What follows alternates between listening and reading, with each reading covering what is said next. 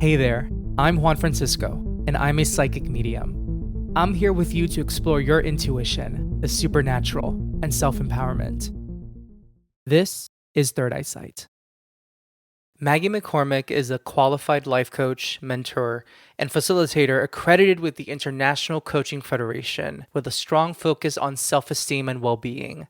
Maggie has led a successful career as a podiatrist, running her own clinic for over 20 years. She's also worked in the performing arts as a professional actor and writer in theater, film, and television, including writing and performing her own one woman show and co writing and co producing a web series. In 2018, Maggie decided to deepen her commitment to personal growth. She did a 12-month course of the Global Coaching Academy, where she honed the art of truly seeing her clients and holding and supporting their aspirations with unwavering belief in their potential. We're chatting with Maggie McCormack today on Third Eyesight. Maggie, thank you for joining Third Eyesight. I'm so excited to chat with you. Thank you for joining. Thank you so much for having me, Juan. Been looking forward to this conversation. Wonderful, wonderful. And just so folks know, I discovered Maggie, as I'm sure many folks have discovered you. One of your videos, I believe it was Things You Wish You Knew in Your 20s. It went viral on YouTube. And actually, in a recent podcast episode on The Inspired Coach, I think is it called The Inspired Coach, your podcast? My podcast, I call myself, like my business name is The Inspired Coach, but my podcast is called Inspire in Five. So I try and keep it to 5 minutes, but doesn't always. Usually about eight, 7 or 8. That's right. And I just told you before we hit record, I listened to it religiously, and yet I couldn't get the name right. So thank you for sharing that. But you just shared on a recent podcast episode your journey to going viral and looking for a YouTube coach and how that worked out or did it in an amazing way for you. And so we'll Yeah. get into that in a little bit, but I just wanted to share with folks that that's how I discovered you. And yes, you went viral, but more importantly, your content is resonating with me personally so much in terms of self-empowerment content that I really would love to share that with more folks through this podcast. So could you tell us where you're based and about the work you do to start? Sure. So I live in Melbourne, Australia, and I mean, I'm a life coach, but I'm a podiatrist and I'm an actor and a podcaster and YouTuber. So I'm all of the things. So yeah, I still run my own busy podiatry practice, and YouTube does take up a lot of time. And yeah, and I also coach clients one-on-one. Wonderful. And how did you start in podiatry first or did you start as a coach first and how what was that transition like? Yeah, no, I started as a podiatrist first. I've been a podiatrist for 22 years. I've been a coach for 2 years and then I studied for a year before that. So I did a 12-month diploma, the Global Coaching Academy, and then I've been out for 2 years. So it's been 3 years since I started my coaching journey. Wonderful. And Yeah. what would you say, what would yourself 3 years ago studying to become a coach, what would that version of you say to you now, to the you that's Oh my now? gosh. She would not believe it because let me tell you, I did not go into coaching to end up here. Like I had no idea I would end up here. I just honestly, I thought like I had four staff, podiatry staff working under me at that time. And I just didn't feel like I was a very good boss. Like I wasn't like I just wanted, when you like want people to like you and be their friend and you don't know how to do the leadership side of things. And I was like, this is not working. I've got to figure this out. And friend had done I know actually a few people that had done this course and I had a mentor at the time who suggested I do it and just to help with that side of things. And I had no idea that I would just fall in love with. I mean, I've always loved personal development. Like from day dot, I've just always wanted to grow and be better, and just been obsessed with that. But then when I was like, oh, coaching is it's personal development, and you can do that for a career. I was just like, this is amazing. Do So you, yeah. yeah, sorry to interrupt you. Oh, Do you feel like, well, for number one, are you still a manager in your practice and as a podiatrist? And number two, do you feel like this life coaching journey has actually helped your managerial skills? yes. So I don't have podiatry staff under me anymore, but I still have staff. I have a practice manager and receptionist. There's a side note, there's a huge shortage of allied health professionals in, I think, around the world, but in Australia, particularly podiatrists. So there's just such a shortage. It's hard to keep them. So I've downsized to just me. Um, oh, what was the other part of that question? Sorry. Um, Yeah, if your life coaching journey has oh, helped you as a manager or as a business leader. it it definitely has, and it's helped me as a podiatrist too, because now with I'm able to, like, when when people with any of these caring professions, people come in. I work with the elderly a lot, and they've got problems, they've got life problems. They just tell you everything. Like, they just tell you things, and the way I can listen, they call it actively listen to them in a different way instead of trying to solve their problems for them. I can bring in my coaching skills and help them kind of have new awareness, and it's a different conversation. Yeah. Yeah, I could It's imagine the feet are a very vulnerable part of the human body, and I'm not an expert, yeah. but I can imagine that kind of opens the door to conversations like when someone is styling your hair. Hairstylists tend to double as social workers sometimes, quote Yeah. unquote. It starts just unleashing things. Well, something that I love about, well, many things I love about your podcast, but one of the things is you are very open and very vulnerable about your journey. And, Mm. I'm also recovering people pleaser. I completely understand that. And especially as a manager myself in my work. But I would love to ask you, because you do hit on the spiritual um, essence of your journey in your podcast a bit. Could you share more about what your spiritual, whether it was your first spiritual awakening or what your spiritual journey has been like for you? Yeah. It's interesting.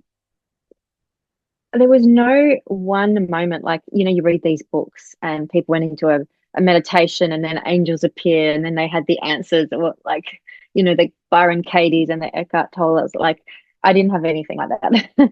Mine is just bit by bit by bit by bit. I grew up Catholic, became a born again Christian in my teens, and then I don't even know how it started. I just was always attracted to new age bookstores. Like, and I'm nearly 50. And so this is like way back before the internet. And like, um, someone introduced me to Louise L. Hay and Dr. Wayne Dyer and Carolyn Miss.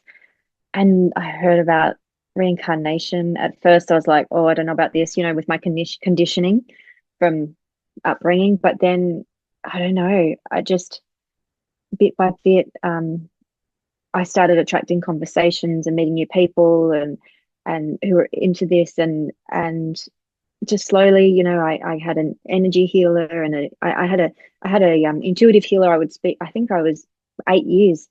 I would have guidance from her, and I did a So this was like just unfolding and interested in bits and pieces, and then I did um a spiritual retreat in Sedona, Arizona.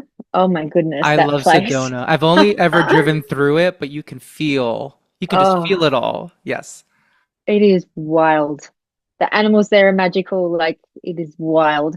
So I can't wait to go back one day. But yeah, that was really that I I mean, we all love nature. Like, we love being in parks and playing and, as kids with our feet on the grass. But there was something about I consider myself a city girl, but once I went to Sedona, my love of nature just exploded from then. And I actually felt myself drawn like, I wanted to get out of the car and walk when I saw trees. Like, I felt really drawn to nature after that. It just kind of and, we come from nature. So I think that's when it was really starting to like build.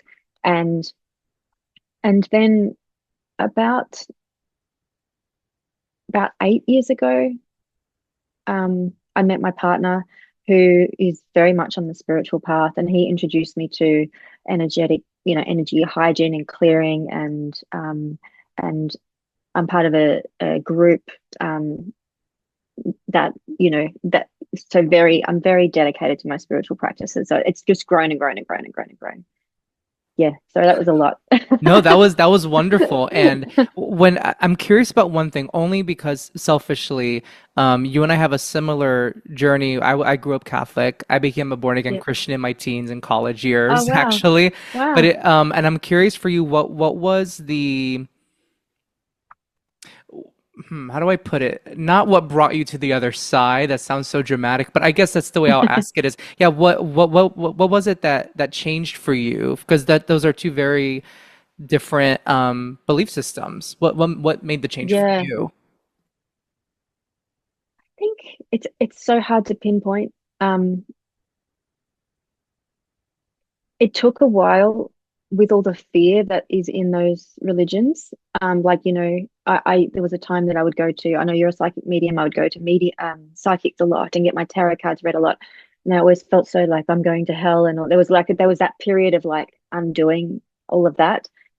Um, and then I don't know. I think it was just a tipping point. I was just so drawn to it. So I'd feel bad because of the Catholic thing, and Hmm. then I'd be drawn to another book, and it was like so mystical. The mystical is so exciting to me, and then I'd feel bad, and then I'd have to deal with all of this. And I think I just had many, many, many conversations, read many, many books, and then finally I started to feel okay about it. And then and then I got to a point where I was like, oh, there is no doubt. There is no doubt in my mind that we reincarnate. Like there is no doubt. And once you have that knowing, you just can't go back because you're in this, you've broken through this ceiling and you just can't put yourself back in that box. Yeah, it's like Yeah. you opened up, and it's like once you have the wool pulled from your eyes, it's like, okay, I can't go back. Have you read Yeah. Dr. Brian Weiss's books, like Many Lives, Many Masters?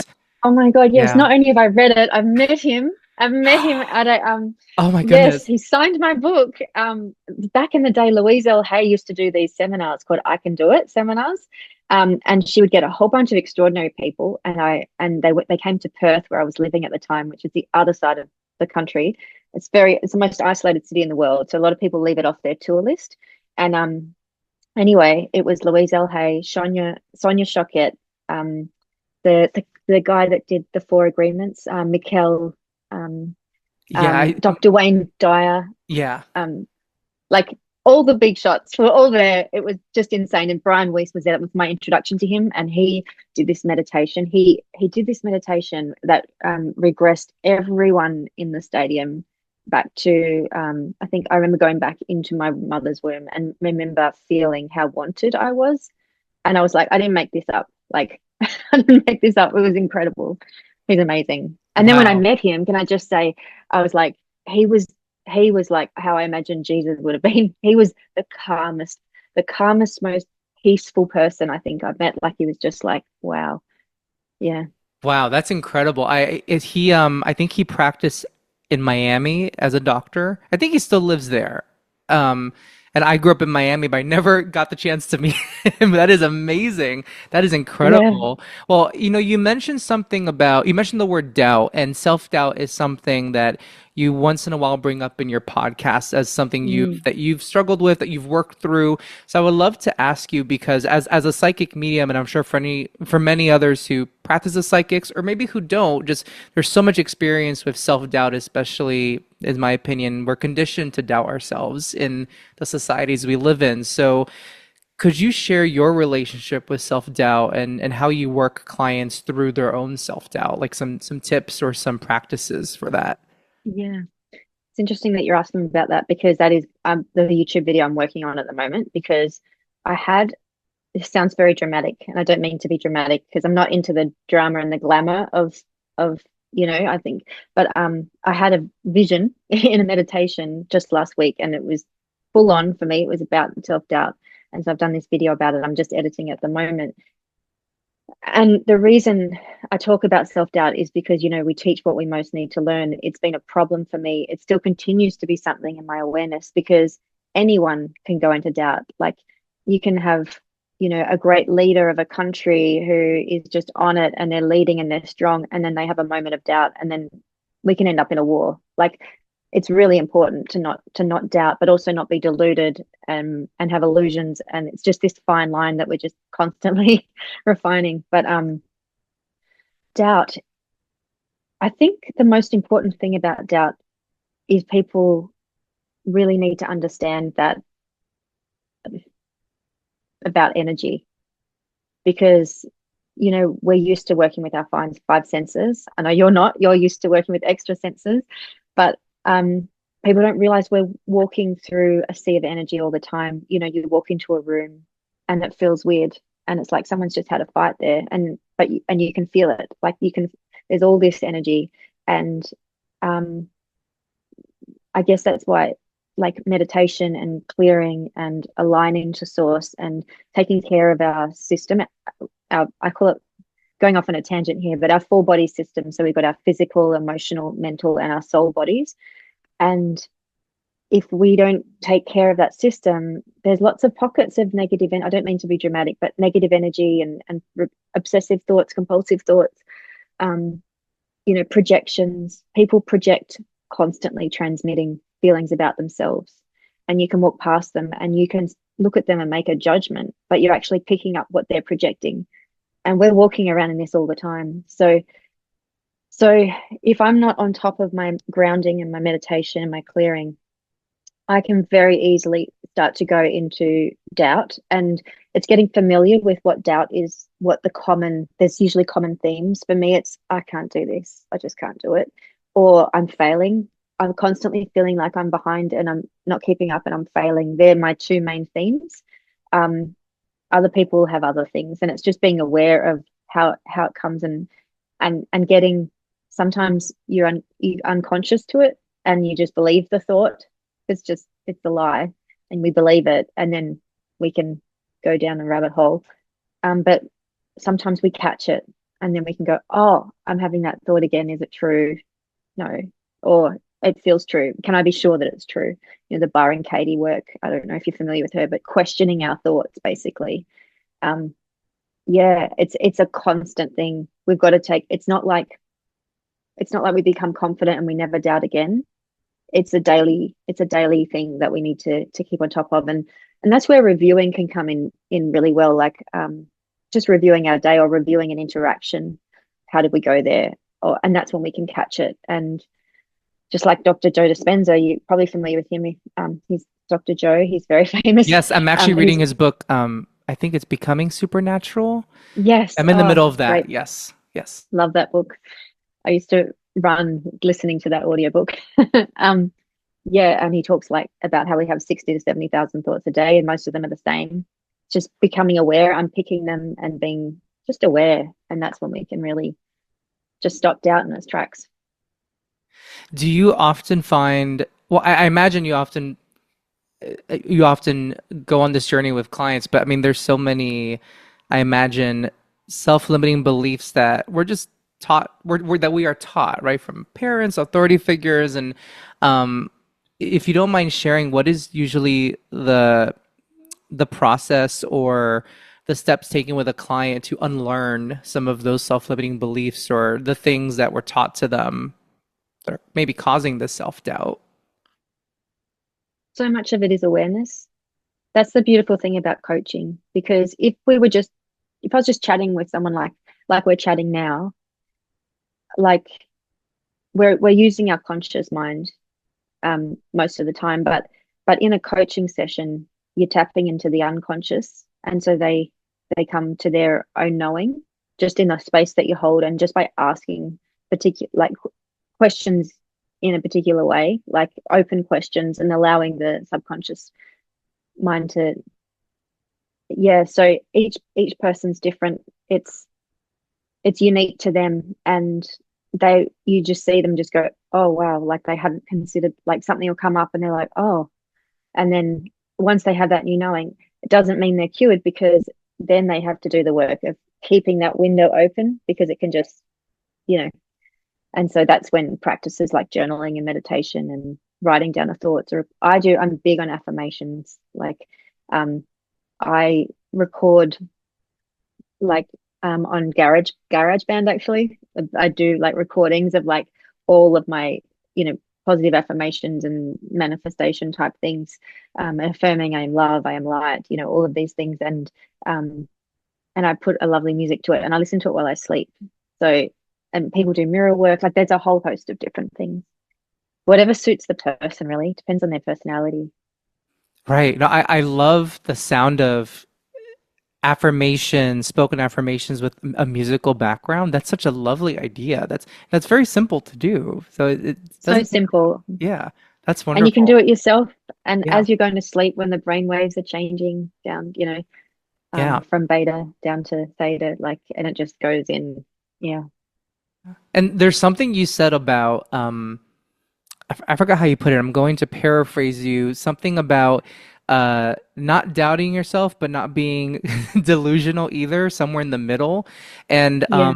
I wonder if it's I guess it all comes down to ego, right? Because the ego either wants to conflate or to deflate ourselves. Yep. And yeah, it is such a fine balance. And I want to ask you, and maybe this is related to that, maybe not, because I think with self-doubt, something you shared on your podcast is as you gain so much, a larger audience in the past few months through YouTube and online, you've shared some of your how your self-doubt journey has come up with that. And so I would love to ask you, this is a two-part question. So I want to ask you what you experienced. Can you share what was the experience of going viral? Like when you learned that this one, I think it was this one video that went viral. Mm. I would like you to share that. And then I would love for us to delve into, okay, that's what happened externally. And what was going on for you internally? What was that journey like for you there? So could we start with on the external, what was it like when Maggie Mm. Loves Life on YouTube went viral? It was crazy. It was really crazy. Like it was so exciting. It was like, because back then, before that, um, if I got 100 views in a day, that was my thing. Oh my gosh, I got 100 views today in the one day. That's so exciting. And this was the kind of numbers I was coming from. Like I started to get, I think the video before that big viral one, I think I got 33,000, and that was like, am I ever going to get this again? I started to freak out. Like, maybe my best videos behind me kind of thing. And then the very next one was this one, and it was kind of like, I remember it was, my family had a very, very, very, very, very delayed Christmas. We had a big Christmas thing at the beginning of February, and that was like the weekend that it was just really happening, and everyone was there, extended family, all my nephews. One of my little nephews wants to be a YouTuber, and everyone was just checking it all the time, and there was just a lot of joy and excitement around it. Um, and yeah, I guess the numbers, I think on the Monday after, I was doing a photo shoot that I'd planned for a year with my sister, and on that particular day, like getting my makeup done, like my subscriber count was jumping like 5,000, like in an hour kind of thing. It was just jumping, jumping, jumping. And I was getting these photos done with balloons, like for projecting for like a couple of years ahead. So I had like the 10,000 or 15, and then I had like up to 75 and 100. And this was, I'm not kidding, this was for like 2 years. My goal was to have in 2 to 3 You years knocked to them out get in to a day. 100. Yeah, literally. Like I said to the photographer, oh my God, like it was climbing through the day as we're checking. We're all like, it was kind of a bit frenetic, feeling, a bit of like, oh my God. And I was like, I think, they take a certain amount of time to get the photos. I was like, I think I need the 25, I think I'm gonna need the 25K photo. And she's like, no problem, I'll get it to you. And then by the end of the day, I was like, actually, Sally, maybe it's 50K. And then I think by the end of the week, I was like, oh, do you mind sending me the 75K? Like it was something else. Which also, can I just say, there was a part of me that like I got my 100,000 subscriber plaque in the mail, and I'd watched a lot of other YouTubers and get theirs, and there was tears, and there was, a lot of, oh my gosh kind of thing. And I've been reflecting on it. I got mine, I was excited, and I put it in a drawer. And it's interesting because I had been trying to manifest this in my early videos. I actually openly talk about this, and I got a fake plaque, like as a manifestation tool, just for a bit of fun, And I think I got it so quickly, and there was a part of me that felt like I didn't earn it because it all happened from one video. And I put it in a drawer, and I only just really took it out for my last video. And I do my videos in nature, and I kind of hammered it to a tree behind me and stuff. But it was, yeah, there's part of me that was like, oh, I didn't earn this. It happened too easily, especially with that video, because there are videos I've spent hours and hours and hours on. And, you know, but that video was completely in flow, and it came out very, very quick and effortlessly. So there was also that ease. So I did this easy video, and then so that's been a journey, that side of things. I guess that's the upper limit problem. No, that's it's first of all, I do want to affirm that well, when I first saw it was that one video that went viral very quickly that you're talking about. And then I started watching your other videos. I subscribed to you, and I'm thinking, wow, the way that she films in nature is so gorgeous. And not only are you yourself very presentable, but the things you're saying, I could tell personally they come from the heart. And I just want to affirm that I think that's why so many, including myself, I was one of those new subscribers. You resonate with us, and so it did come from hard work and pouring your heart into something. But I completely understand what you mean. It's the Thank feeling you. of, yeah, of not, I guess, I don't want to project. I'll speak for myself, like the not good enoughness, right? Oh, if you know it came too fast, too easily, and it causes whiplash. Because for one Yeah, day we're aiming for 100 views in a day, and now we're getting 100 times that, right? And so I just want to affirm that it did come from hard work, if I may say, and thank I could you. see your heart poured into it. Thank you. Good. Thank you. I appreciate that. Of And course. there is the other side when you like it does start to come down. The views have come down, and then it's also the journey of that of like um I have a business coach now who I love, and she talks about playing to win, not like win over others, but it's always win-win. Everyone wins versus playing to not lose, and the energy of playing to not lose. And I started to, and when she was describing what that meant, I was like, oh, that's what I've been doing. Like, oh God, like, people are bored with my like maybe I'm talking too much, maybe I'm not like I'm not mixing it up a bit. Like you start to really doubt, you know, what you're doing. But it's normal to have all these lulls, and yeah, it's just and it's I think it's a beautiful it's everything is about it, in my opinion, everything is about our evolution. That's all. The only reason we're here is to evolve. We're either devolving or evolving because there's no staying the same. And so all these things along the way, learning to deal with comments or people's projections or the success or the low numbers, that's all part of my evolution. If I'm being conscious about it, as opposed to just being unconscious and being on autopilot, I'm actively clearing up all that it brings up for me as I go along. Yeah. Playing to win instead of playing to not lose. That that right there, I think captures what I'll consider like the issue for, I think, as you know, a very capitalistic society and a society very dependent on social media views. I remember someone told me, an author friend of mine said, that now when you go to book publishers, they ask for your social media followership, which is that's one of the new metrics for signing on a new author now. And I thought, wow, the world really is changing, and we're so dependent on Mm. numbers now. I mean, it's always been dependent on numbers, right? But it's very interesting how social media has changed that, and I think harkening back to what you were just saying, like success is never an exponential line, right? A single Mm. line. It's going to change. And if Madonna can have one album that's not too great, in my opinion, and the next one's amazing. Even artists, that's art. That's the art of what we do, right? It's never Yeah, linear. Um, yeah. yeah, yeah. And something you've mentioned in your podcast as well, as you can tell, I listen to your podcast a lot. Like I said in the beginning, you mentioned uh, well, I don't want to give too much away because this was your last episode, your just released episode about wanting to hire someone to help you increase, Mm. you know, your YouTube metrics, and then instead listening to your body and seeing like what is Mm. my body feeling about this decision. Um, I guess well. This episode will be released within 2 weeks from now, so I guess I'll ask you to share this without giving too much away from your last episode. I want people to listen to it. Could you share what that means for you to listen to your body when you're making a decision? What does that feel like for you, and yeah, how has it steered you in the way you've gone? Yeah. Well, in that particular example I was talking about, that was very clear. I just felt sick. I was like, there was nothing in me that could say yes. Like I could, it was like I was blocked. Like, but and because I wanted, the people pleaser, I really liked this YouTuber. I followed her.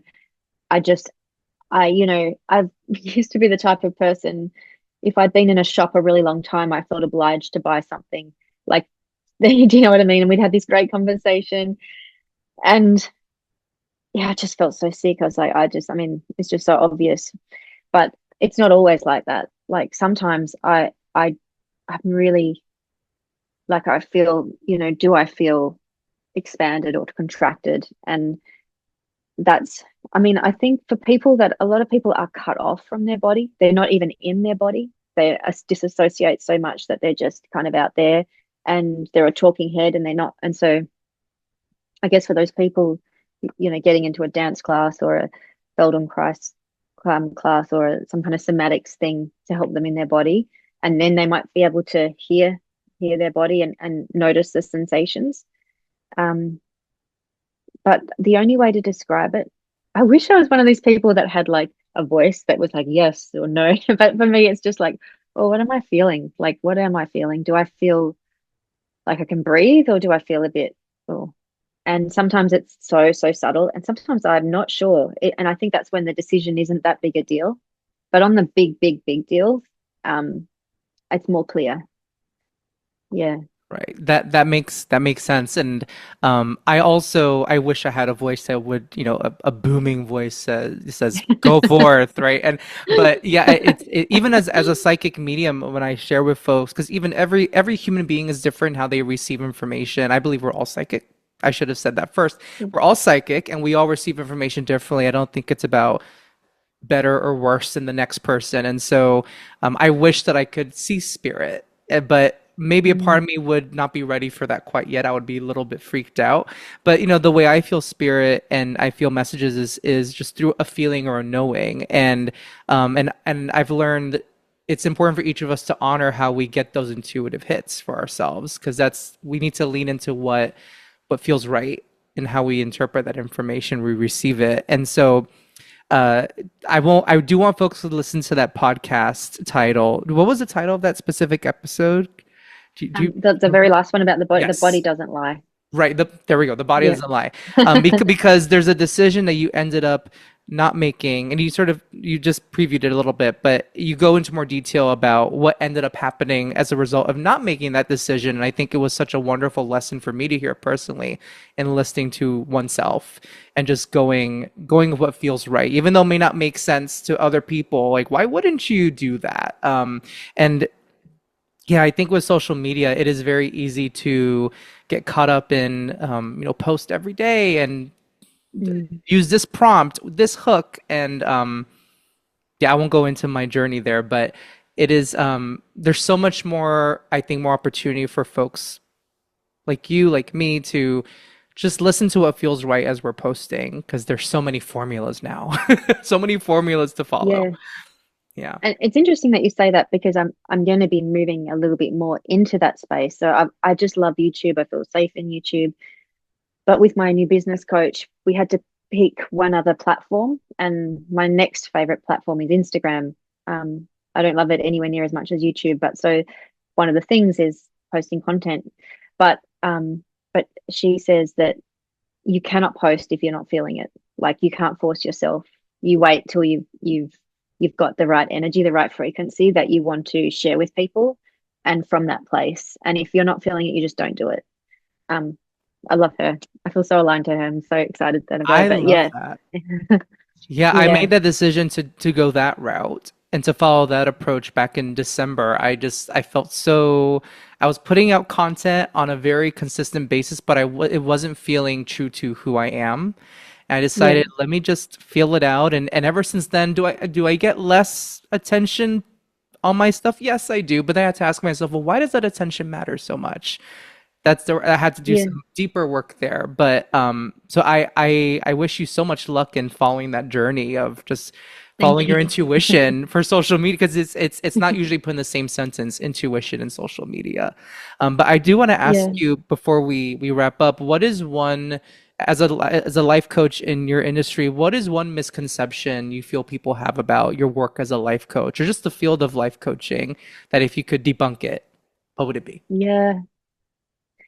I think the term life coach itself, like people think you have to be an expert at life and that you have to know everything. And you so don't have to know everything. If you're mentoring someone, yes, you have to be very skilled in that field, but life coaching, you can you can help anyone because you don't need to know their industry or their business or their, you just need to hold space and ask questions and be able to draw things out when you're like, oh, energy shift there, or noticing things and reflecting things back.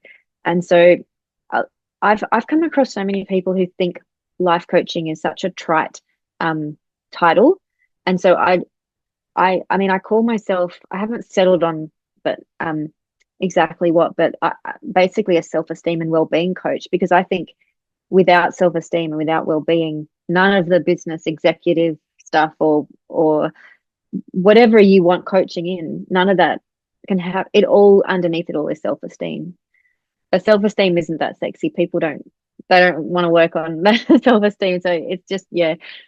But I even people that are coming from a good coach, even if they're like a business executive coach, they will be aware of like people's self-talk and self-doubt, which is all self-esteem, all of that. Yeah. Wonderful. Well, where can listeners find out more about you? Please tell us all the places. Well, YouTube. My channel is at Maggie Loves Life on YouTube, and I have a website. I'm called The Inspired Coach, so it's theinspiredcoach.com.au, AU for Australia. And Instagram, the.inspired.coach, I think, but it's all on YouTube, all in the bio there. Awesome. And I do honestly urge listeners to go to Maggie's YouTube and her Instagram, because she says she's going to be more present on there, and I'm excited for that. I love Instagram. But yeah, your YouTube videos and your podcasts are just, they give me such a boost. I always feel much better. Honestly, I don't lie. Thank you. I'm very known for not lying and not BSing. I truly, truly so enjoy listening to what you have to say and watching your videos, not just because they're shot beautifully in nature, but you have so many important things to share with people. And that's why you've experienced what you've experienced in the past few months. And I think it's so well deserved. So thank you for what you do. Thank you so much. Thank you. I really appreciate you saying that. It's so nice to know when you wrote to me and said you listened to my podcast, because I was so happy, because you don't know who's listening to the podcast. It's not like YouTube where people comment. Like, I have no idea who's out there. So thank you. I really appreciate that. And thank you for inviting me on your show. It's just been lovely. Absolutely. Thank you, Maggie. Hey, are you liking the supernatural and self-empowerment talk? Then follow the podcast and please leave a review. If you want me to talk about a specific subject on the podcast, or you have a question for the podcast, go to juanfranciscospirit.com and go to my contact page and submit that question.